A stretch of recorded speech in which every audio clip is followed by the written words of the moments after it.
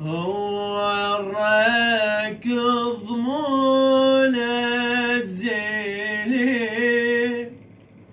جازينا بشلون يركضت 50 عمر الخدر.